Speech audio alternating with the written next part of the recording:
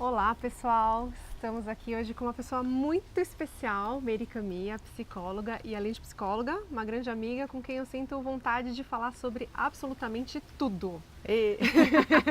E nesse processo de escolha sobre o que vamos falar, resolvemos trazer uma questão que está no imaginário de todas as mulheres, que é o casamento. E está no pesadelo de muitos homens. Brincadeira, gente. Ou invertido. Então a gente vai trazer o casamento aqui como tema. Isso. Né? Começando pela questão que é o que faz alguém se casar, Meire? Pois é, gente. Na minha opinião, existe uma pressão social ainda muito grande sobre as mulheres.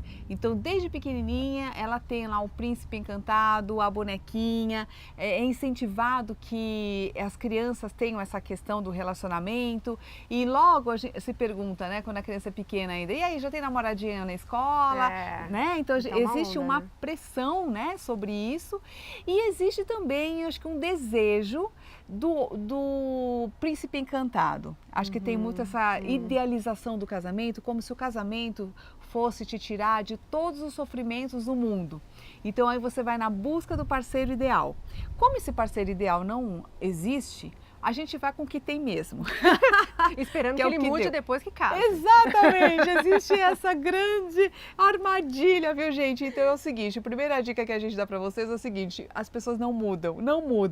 Não espere que elas mudem. E mulher vem muito com essa expectativa. Ela acha que o marido, tem até uma piada sobre isso, né? Que o marido vai mudar com o tempo. E o homem, ele se casa achando que a mulher nunca vai mudar. Né? E aí existe uma descompensação, porque a gente cria no nosso imaginário um mundo perfeito, maravilhoso, em que você vai ter desejo sexual o tempo todo, que a tua vida vai ser maravilhosa, que ele vai ser carinhoso, que ele vai te mandar flores. E na vida real, nada disso acontece, né? Então é aquela coisa, você dorme junto, você vê o cara no banheiro, aí alguém lá, sei lá, peida embaixo do cobertor, sabe essas coisas? Você vai entrando numa intimidade que você não queria. E às vezes para outra pessoa isso não é nada. Né? Tem gente Era o que queria. Isso! Né? E são coisas que a gente não gostaria de dividir. E às vezes você se vê compartilhando dessas intimidades, dessas coisas mais íntimas, né, com a pessoa. Então essa é a realidade, ela não tem nada de glamour e é muito difícil da gente encarar esse relacionamento real porque ele exige muita maturidade emocional. E não é só para essas coisas mundanas que eu tô falando, mas é porque o casamento exige de nós uma eterna negociação. O tempo todo nós estamos negociando. E a mulher, quando ela sai de casa, ela sai buscando uma liberdade do pai, dos pais. Porque os pais impõem limites. E aí ela fala assim, eu vou me casar, porque daí eu vou ser livre. Só que ela troca. Liberdade.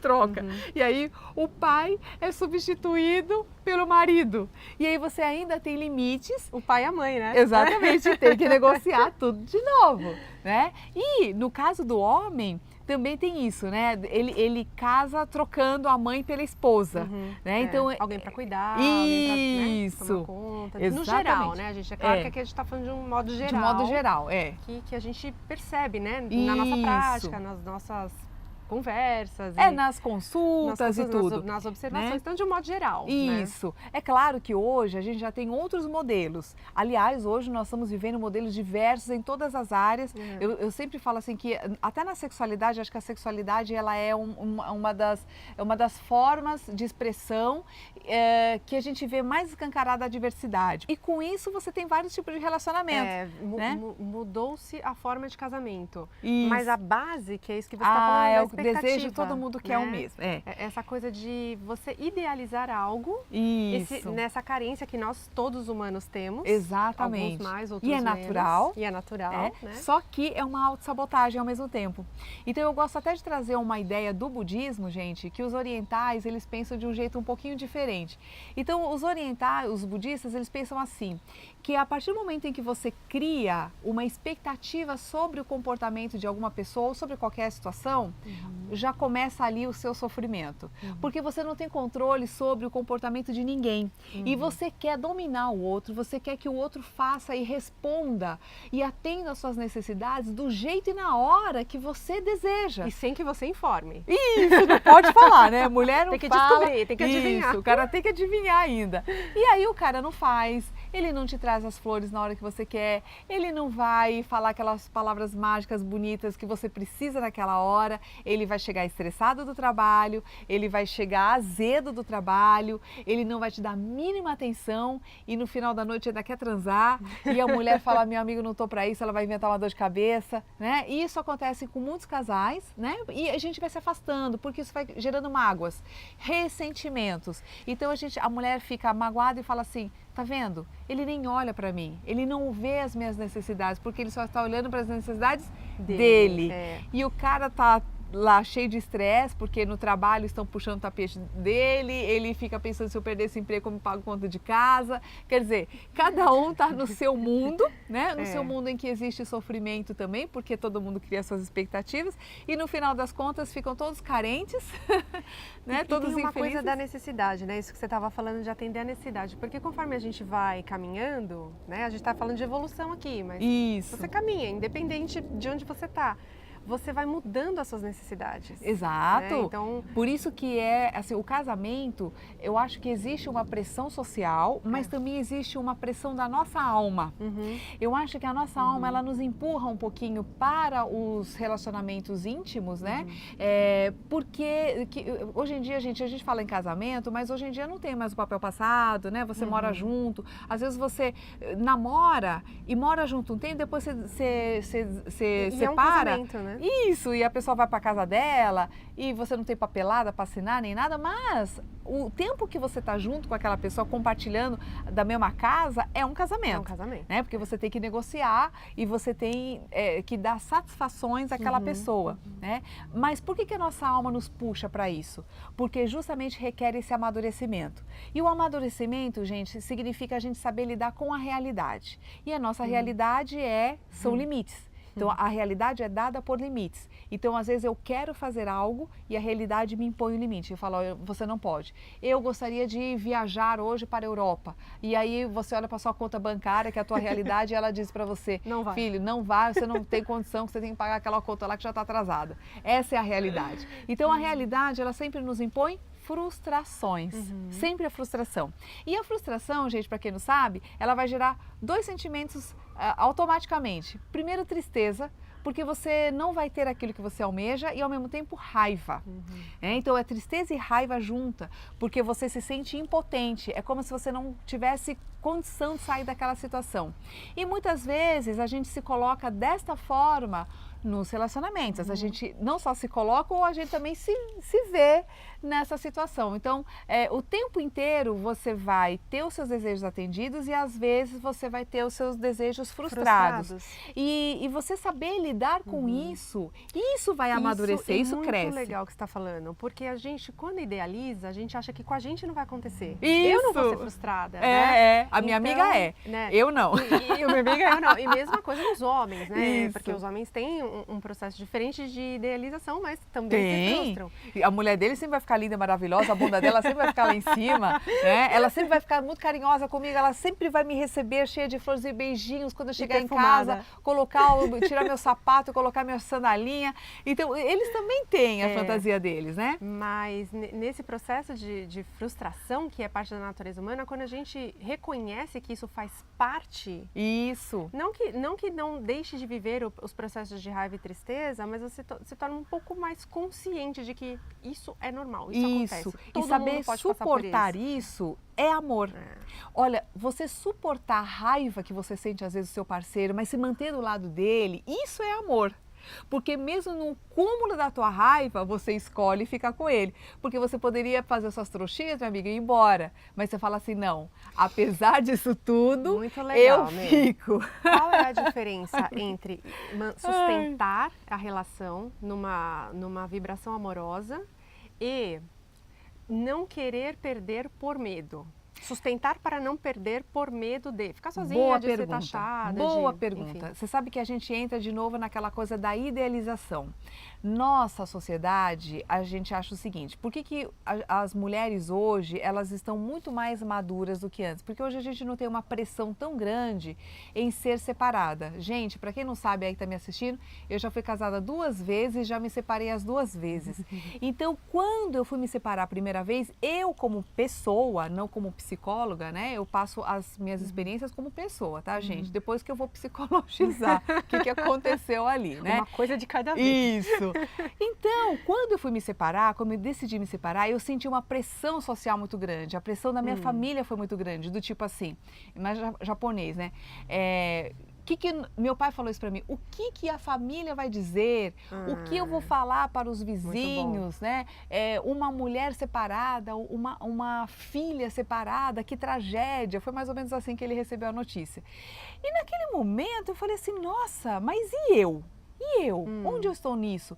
E eu também pensei, e agora, né? Cadê o meu step? O meu primeiro marido, ele já estava funcionando na minha cabeça como um step, como uma muleta que eu carregava ele para tudo quanto é lado. Mesmo que ele não estivesse do meu lado, ele estava na minha cabeça. Quando eu me vi separada, eu me fiquei desesperada, porque isso que você falou, o medo de ficar só aconteceu comigo. E por medo de ficar só, o que a gente faz? Um outro erro, que é tentar substituir com uma outra pessoa. E na verdade, o processo de maturação significa você aguentar ficar sozinha. É você aguentar ficar com você.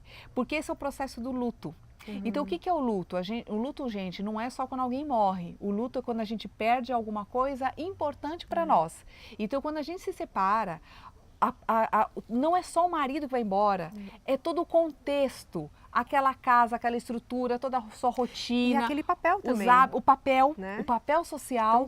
Tão conhecido. Exato. Então, existe um peso, porque isso vem de onde, gente? Isso já vem desde a nossa história. Então, as mulheres foram educadas para pensar dessa forma. E quando a gente se vê nesse papel, a pressão social vem, porque isso está no nosso inconsciente coletivo. Então, vem. Então, se manter sozinha é difícil. Isso, né? que você tá levantando é muito interessante, porque quando a gente se relaciona com alguém, com qualquer pessoa, aqui a gente está falando do casamento, né? Mas com o parceiro, a gente só vai ser capaz de enxergar do parceiro o que a gente já consegue ver, né? Aquilo que está dentro do meu campo de visão. Então, quando essa separação acontece a morte também desta visão, né? Dessa pessoa. E de repente a pessoa começa a trazer características que você fala, não, eu não conheço, esse aí não era ele, mas eu quero aquele que eu achava que era, que tinha que ser. Isso. Então fica muito louco, né? Esse também é um outro conceito oriental, que é do apego. Então nós nos apegamos, gente, não só a pessoas, nós nos apegamos a sentimentos e nos apegamos a imagens mentais. Então quando a gente cria uma imagem idealizada, vamos supor, né, que nesse momento nós acabamos de casar e estamos lá no melhor momento da nossa vida, a gente meio que congela aquilo na nossa cabeça, foto, né? E a gente quer viver aquele momento eternamente. Só que, gente, o momento, ele passa, ele é passageiro. E por conta dessas idealizações, a gente não aceita a mudança do parceiro. O parceiro também está evoluindo, como você também está evoluindo. Né? E a maturidade significa a gente reconhecer que aquela pessoa com quem a gente se casou não é mais a mesma depois de 5 anos, 10 anos. Ele mudou. Legal, isso. Poder ele mudou. Reconhecer, aceitar e se relacionar com essa nova pessoa. Isso, né? E não é fácil por conta do apego. Então, assim, uma das formas que a gente tem de melhorar o nosso relacionamento, não só o casamento, como qualquer relacionamento amoroso, é justamente tirar esse apego, essa imagem do ideal. Então, quando a gente começa a perceber que tudo muda o tempo todo e que nós não temos controle de absolutamente nada, o nosso poder de controle sobre as coisas é muito pequeno se a gente for ver bem, né? Porque se eu quero, como eu falei, se eu quero fazer uma viagem, olha só, minha conta bancária, a minha conta bancária tem um poder sobre mim. Ela diz, não, minha amiga, tu não vai. Então, qual é a melhor solução e a mais inteligente? É a gente não criar tantas expectativas, né? E é por isso que todo mundo fala, viva o presente, é nesse sentido, não no sentido de gastar todo o seu dinheiro agora e ficar endividado amanhã, né? Mas é no sentido de não você... vai para a Europa não, viu? Vai, amiga, né? Mas é no sentido de você, assim, olhar a pessoa, reconhecer o que ela é neste momento e aceitá-la desse jeito. É disso que você está falando, chega em mim uma ideia de começar dentro de você mesma. Isso. Se não estiver dentro, não tem como a gente dar aquilo que a gente não tem. Concordo. Porque se a gente é crítico demais com a gente, nós seremos críticos demais com os outros. E se a gente é incapaz de perdoar os nossos defeitos e aceitá-los, a gente não consegue conviver com outras pessoas. Obrigada, May. Obrigada, adorei aqui nós nós já estamos tentando fazer isso faz tempo, gente. É verdade. E obrigada a vocês que estiveram conosco. Um grande beijo.